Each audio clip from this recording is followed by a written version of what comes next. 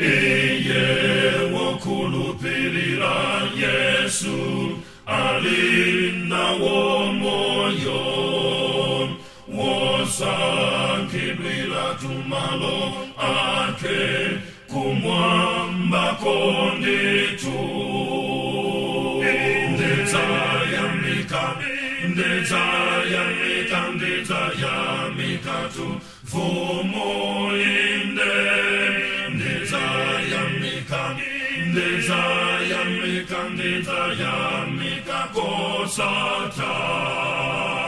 Yesu popitanane natu tsala netubwino ngakale mupeze mavuto wo mulimbike mtima.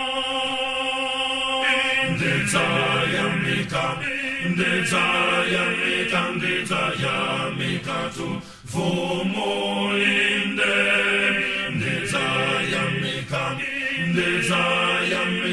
Ndezayamika kosata. Yesu abwela sokosa chelwa pansi kola pansi. Kondimbale wanga wakonzeka kumulandira ye. Ndezayamika tu fumo inde.